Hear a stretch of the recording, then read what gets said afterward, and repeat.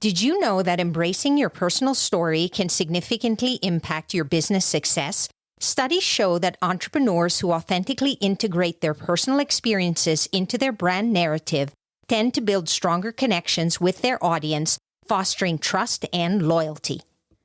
Hello, action taker. Welcome to Live Blissed Out, a podcast where I have inspirational and informational conversations with business owners and subject matter experts to help you get the scoop on a variety of topics. Tired of hesitating or making decisions without having the big picture? Want to be in the know? Then this is the place to go. I'm your host, Marissa Houston, helping you achieve bliss through awareness and action. So let's get to it. The information, opinions, and recommendations presented in this podcast are for general information only, and any reliance on the information provided in this podcast is done at your own risk. This podcast should not be considered professional advice.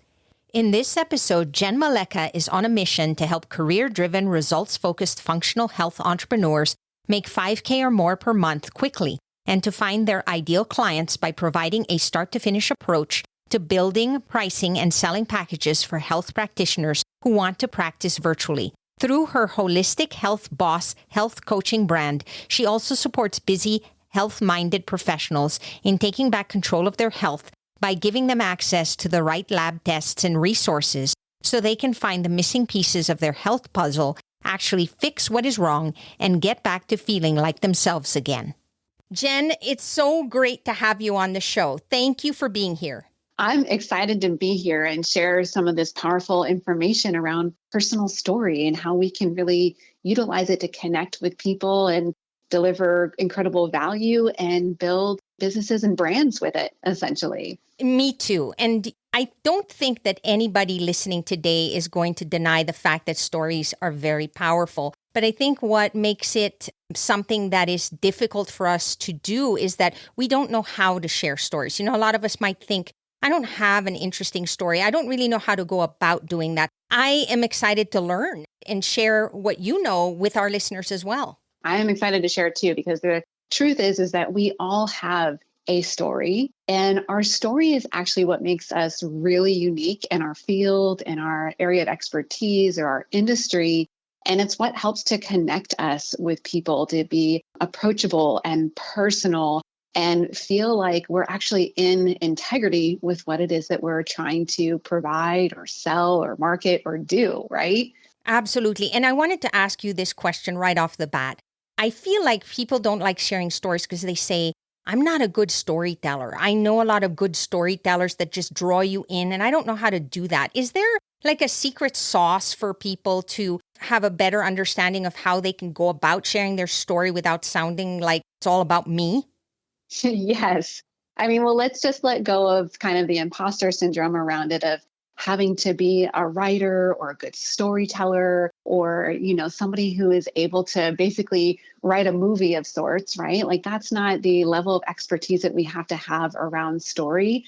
Story is as simple as just kind of sharing your experience with people. And we actually do this very often, right? If we even think about our circle of friends or our colleagues or our family members, every day we are in conversation, exchanging information and sharing the experience that we had just within the day, or going to the grocery store, or the shared experience that a lot of functional health practitioners have in the industry that I work within is that oftentimes they have their own health journey that led them into doing the work that they are doing. And so storytelling is just literally sharing the experience that you have had. Sharing that experience can be then inspirational for others around you because you're showing and telling about how you've maybe overcome obstacles or challenges or made progress in a certain type of way that somebody else wants to be able to do as well too. So storytelling or sharing our experience is one of the ways that we actually provide social proof to others around us that what we do in our work actually works, basically. Yeah, and I think that we're so afraid of it because we think that people will think we're bragging. Sometimes we're even private. We don't feel comfortable sharing certain pieces of information, and then we shut down and think, no, that's not appropriate. I don't feel comfortable doing that. Is there potentially, Jenn, an example that you can share with our listeners relating to how people interject story in a way that will connect with people rather than make it sound like they're bragging about themselves. 100%. So I'm going to share a couple of examples. The first thing I want to start with is what I say often is that your credentials aren't what you do necessarily, or your zone of genius is. It's actually within your story and your experience what makes you unique. And so if I give a really practical, tactical explanation of this, like drill this down into detail, because I work a lot in the industry with entrepreneurs that are in the functional health industry, for example, is that a lot of them have the same educational background. They have the same credentials, right? They're a functional medicine doctor or a family practitioner, or like I'm a functional diagnostic nutrition practitioner. And the credentials aren't actually what make me unique. It's a skill set that I have. But what connects me with my ideal audience and my ideal client is actually my personal story, right? So the things that I have in common with other people that actually help us to connect on this deeper level that builds rapport and trust and that personal connection. So let me take this down into even more detail for people as an example of what I'm saying here. So I have a couple businesses that I run. I am a typical entrepreneur, have my hands in a lot of things. I have a health coaching business. I have a business mentorship and consulting business. And then I have a nonprofit. So I'm going to talk about my health coaching business here. And in my health coaching business, the people that I work with, my ideal audience, is a busy, health-minded professional who's looking for the missing pieces of their health puzzle so they can actually fix whatever's going on and get back to feeling like themselves again. In traditional marketing terms, we would call that my niche. And you can see how my niche is very specific about a specific type of person, an experience that they're having, and the solution that they are looking for, or the desired state that they want. And I formulated that niche and that elevator pitch based on my personal experience, what led me into the industry of functional medicine, essentially. And a lot of that, Marissa, came from how I also formulated that was from who I am as a person. Ever since I was little, I've always been busy, achieving like perfection in school and getting into the honors classes and having a job on the side and playing sports and doing all of the things. And I've always kind of pursued a high level of my career, moving up in management when I worked in corporate really quickly. And for me, kids were not in my life plan. And so everything that I did, all my energy went into my professional career, as well as traveling the world and being focused on my health.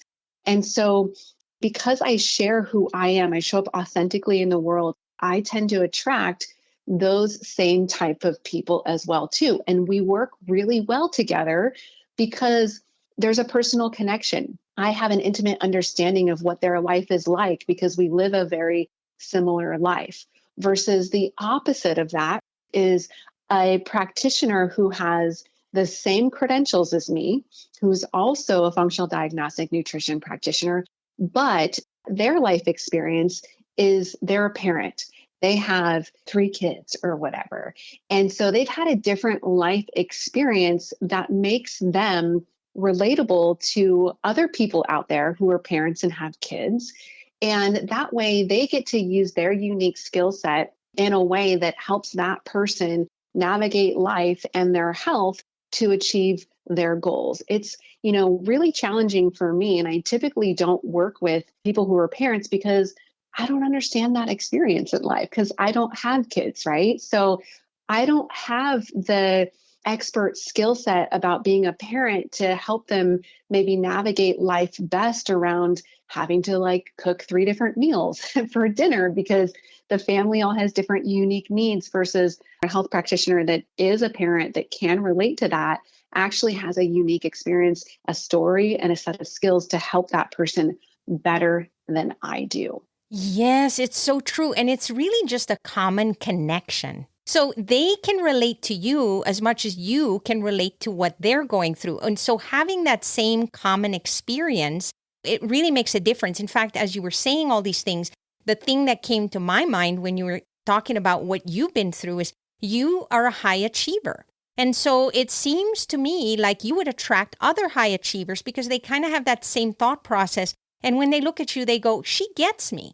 And so now it just makes that relationship work even better. Exactly. And we see this in all kinds of marketing and branding, right? So I always love to use the example of, let's say, like Apple iPhone versus an Android. And when we're sitting on the couch watching TV and we see commercials for Apple versus Android, there is a connection that we are making. Like you have to ask yourself, well, why did I buy a certain type of phone? Do you feel like that brand gets you? We see this all the time in commercials. Another really great example of this is prescription medications. Think about the commercials for prescription medications and how start to watch this through a new lens, essentially, and look at how they are telling a story, depicting somebody's life that is the ideal avatar or audience that prescription drug is, designed for. They are addressing primary pain points of that person's experience and also showing the transformation and the desired life that they want to lead. So in our entrepreneurial businesses, we can emulate that and do the exact same thing. And I'll tell you, Marissa, like I wasn't actually doing this in the beginning of my business when I first started over 11 years ago. And I was struggling to produce content, like any kind of marketing content. I would just have writer's block all the time. I felt really frustrated around it.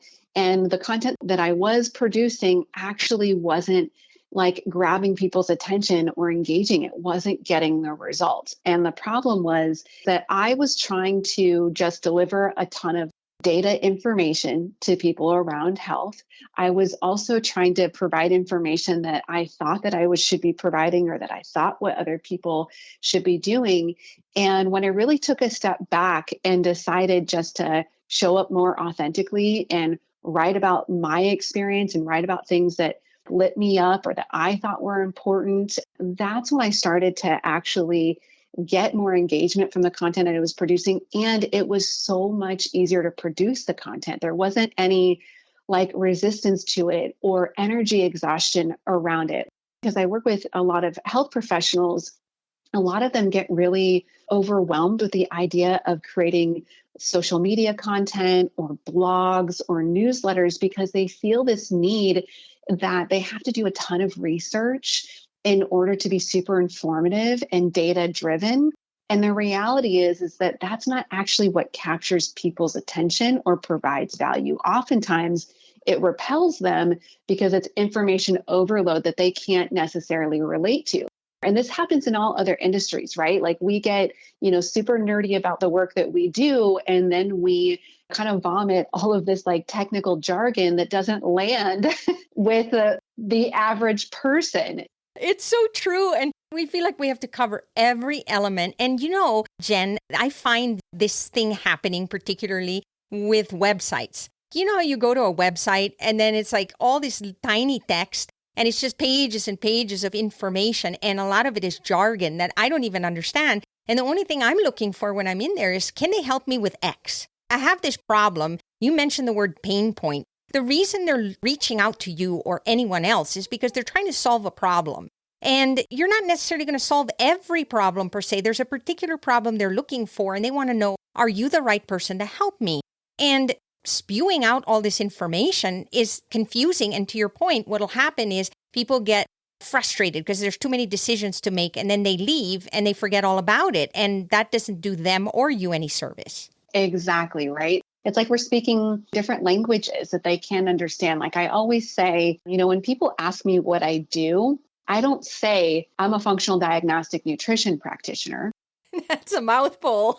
It's a mouthful of words that are really complicated. And like, if I say that to somebody, and I used to do this in the beginning because I was so proud of my credentials and I thought that it meant something to people, but they would look at me like a deer in a headlights because they're like trying to calculate in their head what the hell I just said. There's no context to it versus I used to be a personal trainer. So prior to being a practitioner like this, I was a personal trainer, and there's context around that. So I could say I was a personal trainer because people had seen personal trainers in a movie, or they go to the gym and they see personal trainers. And so it is a more global term that people like understand. So when people ask me what I do, I help busy, health-minded professionals find the missing pieces of their health puzzle so they can actually fix what is wrong and get back to feeling like themselves again.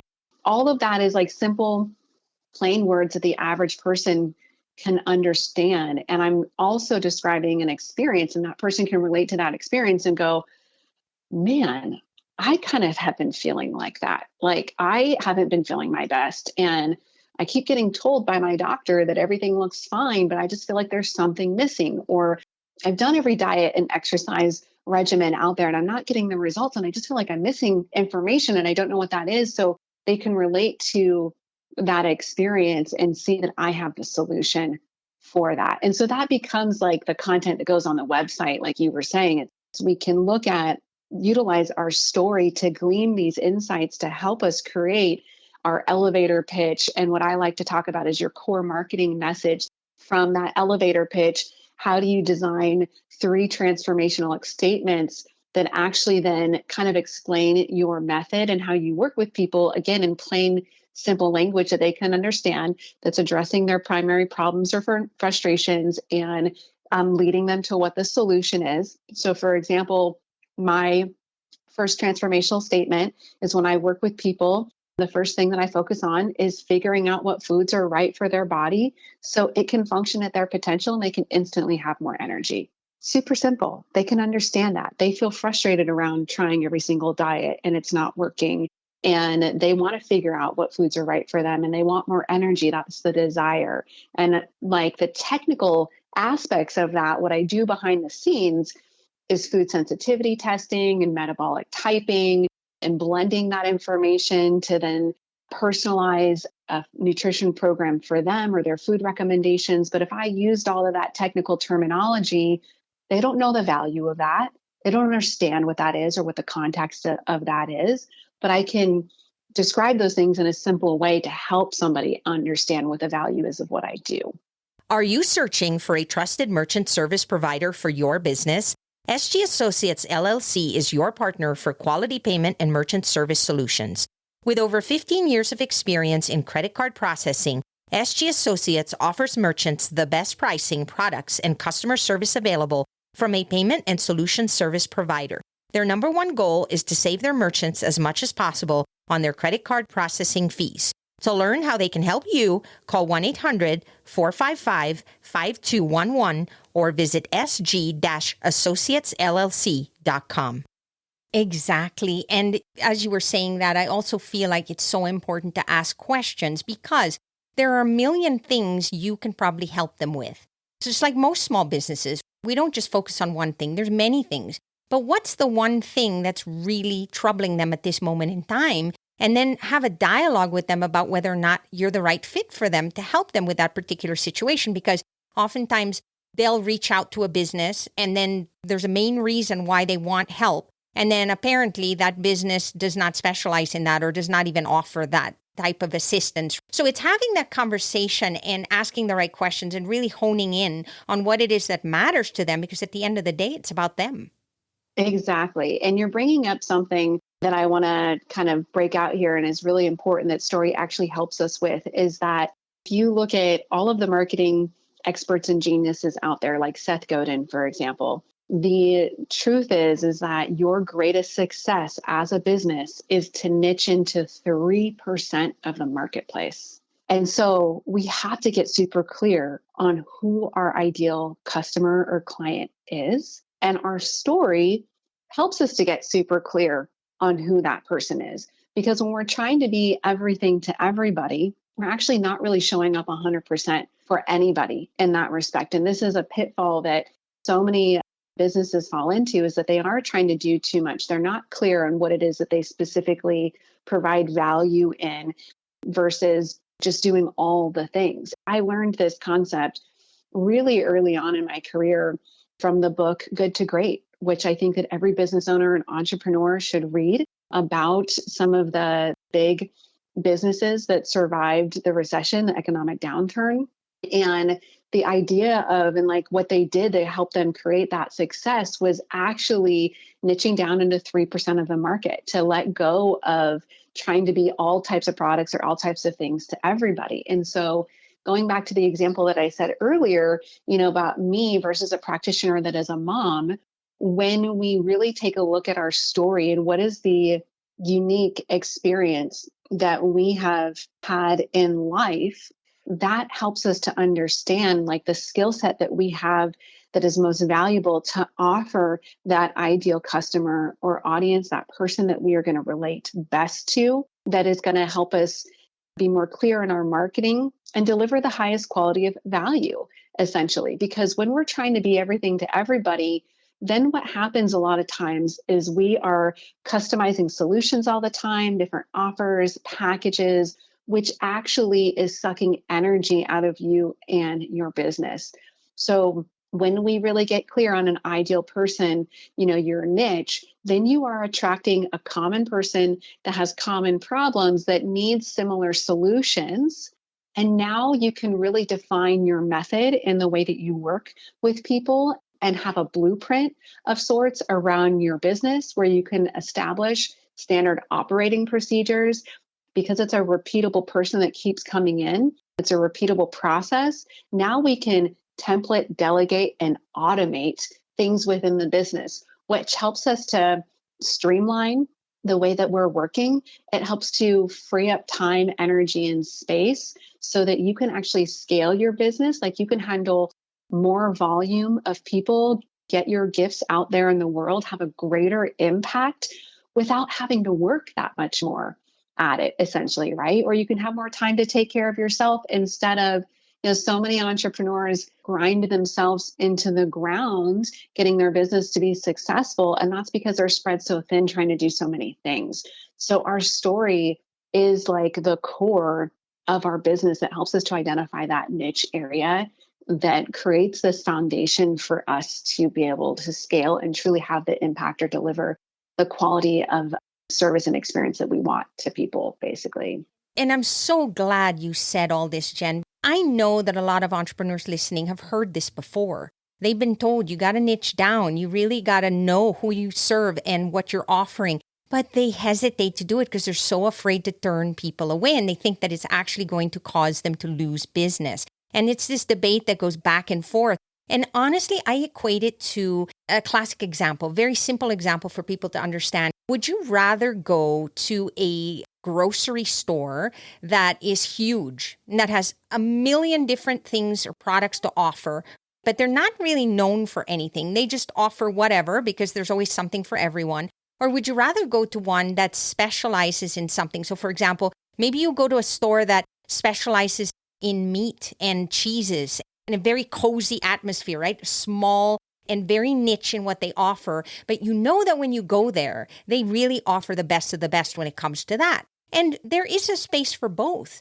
But if you're in the market for something, like if I'm looking for really good steak, for example, I want to go to a butcher. I want to go to a company that specializes in that because I know that without a doubt, they understand their product and they offer the best there is. And that's not necessarily going to be the case if I just go to a standard grocery store.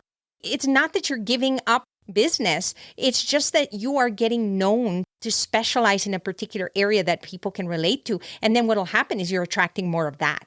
Exactly. And in that way, we are transforming people's lives and their experience. So a lot of what feels kind of icky sometimes about being an entrepreneur is like the selling and the marketing and it being so transactional. And when we actually are in an area in our vibe of transformation, it feels better. And this, again, is across all industries. Thinking about even a website designer that's an entrepreneur, when you're actually really transforming somebody's website and transforming their business as a result and transforming the impact that they get to have in the world, and then feeling really good about the quality of the work that you're doing instead of just being an order taker and like just a doer, there's a whole different feel around that, and I love that you brought up the example of restaurants because that's another one that I love to use. Think about, your favorite Italian restaurant, right? There's so many different options out there. And why do you like the one that you like to go to?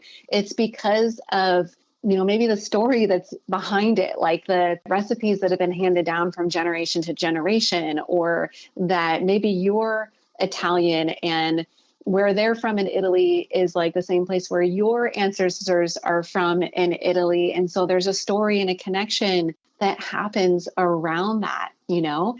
And I'm so happy you pointed that out too, because you notice when you go to a lot of these local Italian restaurants, not the chains, you see a lot of pictures of them with family, with people that are in the community. And that is the story. You feel like you're in somebody's home and you feel so welcome.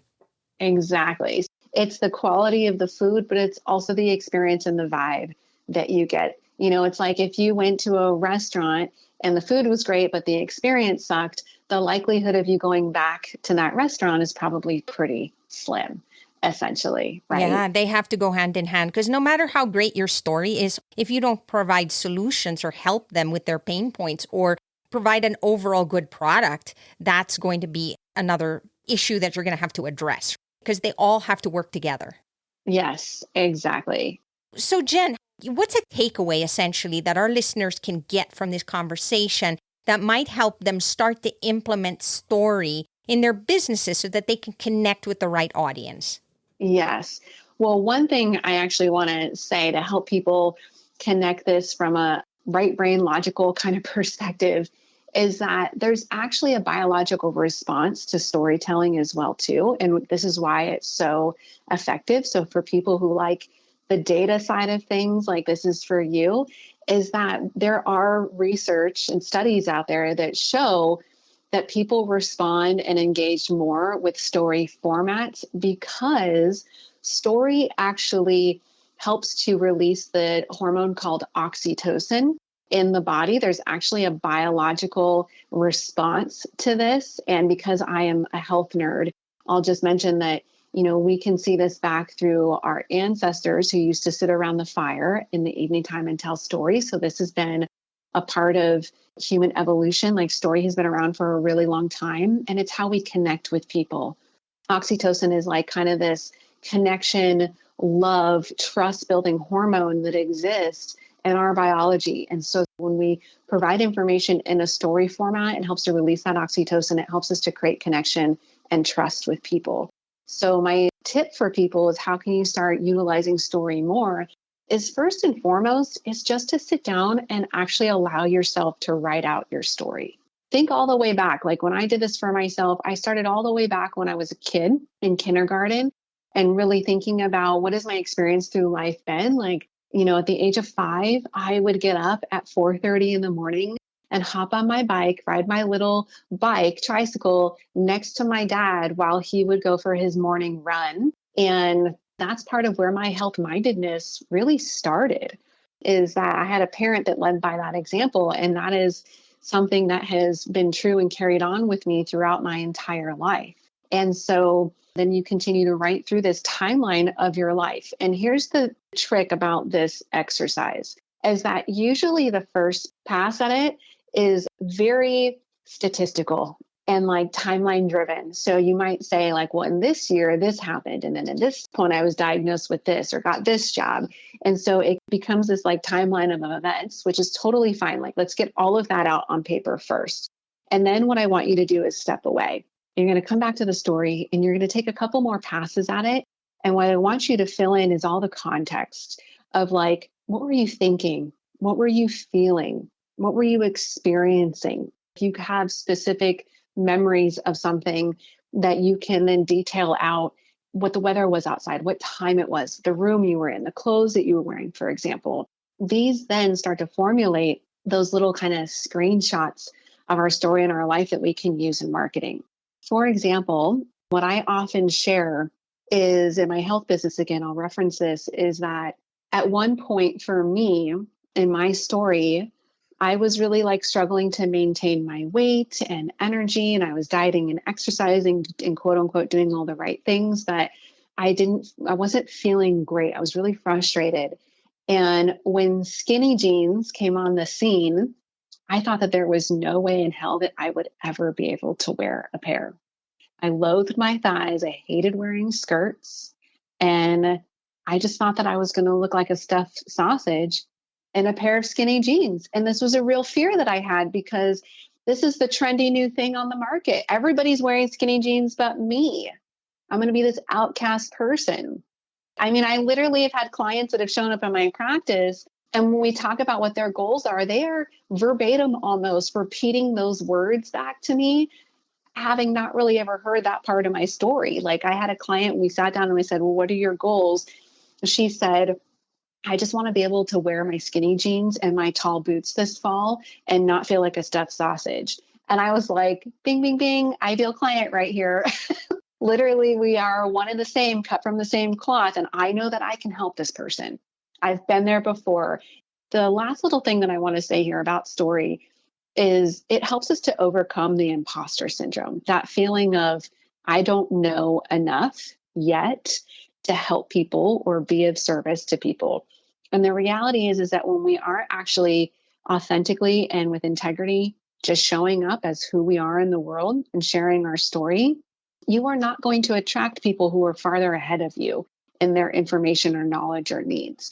Because when we're just sharing who we are and our story, somebody who's beyond you is not going to look at your story and go, oh, I need to take a step back. They're looking for the next level of something. So when we're authentically showing up in this way and just sharing our story and who we are, we're attracting the people who are 2 steps behind us that have the desire to be where we are at that point in time, right? So we get to pull them forward.